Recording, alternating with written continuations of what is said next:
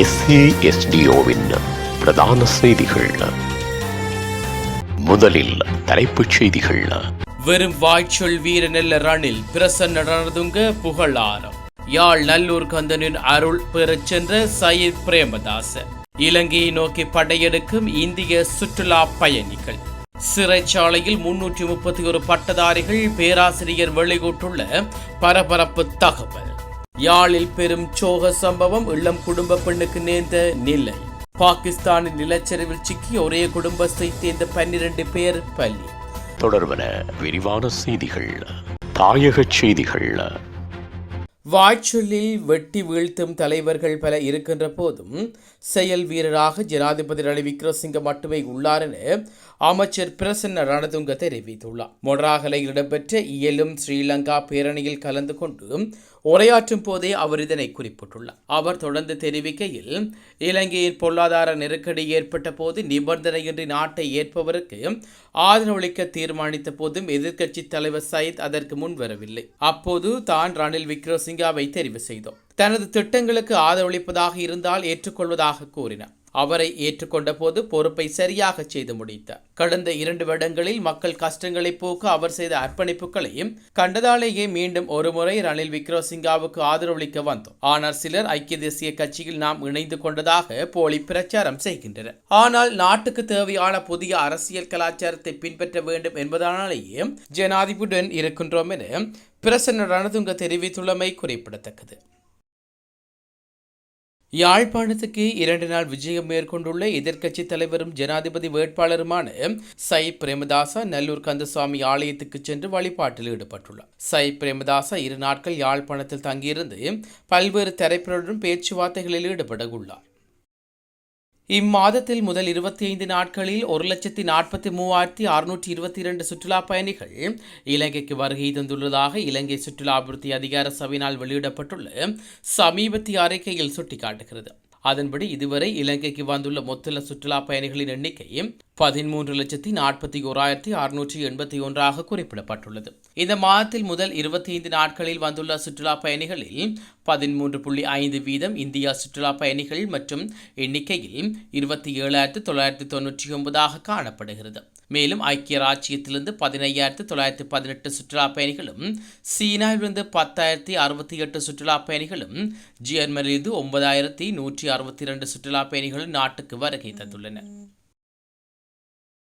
நாட்டில் உள்ள சிறைச்சாலையில் உள்ள கைதிகளில் 331 பட்டதாரிகள் இருப்பதாக பேராணை பல்கலைக்கழகத்தின் பொருளாதார மற்றும் புள்ளி விவரவியல் பிரிவின் பேராசிரியர் வசந்த் அத்துக்கோரல தெரிவித்துள்ளார். இவர்களில் 66 பேர் சிறை தண்டனை விதிக்கப்பட்டவர்கள் என்பதுடன் 256 பேர் விளக்கமறையில் வைக்கப்பட்டுள்ளதாகவும் அவர் குறிப்பிட்டுள்ளார். இது தொடர்பில் அவர் மேலும் தெரிவிக்கையில், கடந்த 2023 ஆண்டு வரையான காலப்பகுதியில் சிறைச்சாலையில் 1,85,056 கைதிகள் இருந்துள்ள நிலையில் அவர்களில் 14,952 பேர் உயர்தர கல்வியில் தேர்ச்சி பெற்றவர்கள் என சுட்டிக்காட்டினார். இது தவிர சாதாரண கல்வியில் தேர்ச்சி பெற்றவர்களில் 44,614 பேரும், 8ஆம் வகுப்பில் தேர்ச்சி பெற்றவர்களில் 64,684 பேரும், 5ஆம் வகுப்பில் தேர்ச்சி பெற்றவர்கள் 34,673 பேரும், 1 தொடக்கம் 5ஆம் தரத்தில் தேர்ச்சி பெற்றவர்கள் 20,188 பேரும் சிறைச்சாலையில் உள்ளனர். இதேவேளை பாடசாலைகளுக்கு செல்லாத 5,370 கைதிகள் சிறைச்சாலையில் உள்ளதாக அவர் மேலும் தெரிவித்துள்ளார். யாழ்ப்பாணத்தில் அதிக வட்டிக்கு கடன் பெற்ற இளம் குடும்ப பெண் ஒருவர் அதனை மீளச் செலுத்த முடியாத காரணத்தினால் விபரீத முடிவெடுத்து உயிர் மாய்த்து கொண்ட சம்பவம் ஒன்று இடம்பெற்றுள்ளது. இச்சம்பவத்தில் யாழ்ப்பாணம் ஆறுகால் பகுதியைச் சேர்ந்த 28 வயதுடைய சஜந்தன் கேதிசா என்ற 2 பிள்ளைகளின் தாயை இவ்வாறு உயிரிழந்துள்ளார். சம்பவம் தொடர்பில் மேலும் தெரிய வருகையில், குறித்த பெண் மீட்டர் வட்டிக்கு கடன் பெற்று கடை ஆரம்பித்ததை அடுத்து வியாபாரம் இல்லாத நிலையில் கடையினை மூட வேண்டிய சூழ்நிலை ஏற்பட்டுள்ளது. இவ்வாறான நிலையில் வாங்கிய கடனை மீளச் செலுத்த முடியாமையினால் கடன் வழங்குநர்களால் மிகுந்த மன உளைச்சலுக்கு ஆளாகியுள்ளார். இதனைத் தொடர்ந்தே தவறான முடிவெடுத்து உயிர் மாய்த்துள்ளார். மேலும் அவர் சடலம் மீதான மரண விசாரணைகளை திடீர் மரண விசாரணை அதிகாரி நமசிவாயம் பிரேம்குமார் மேற்கொண்டதுடன் உடற்கூற்று பரிசோதனைகளுக்கு பின்னர் சடலம் உறவினரிடம் ஒப்படைக்கப்பட்டுள்ளது. உலகச் செய்திகள்.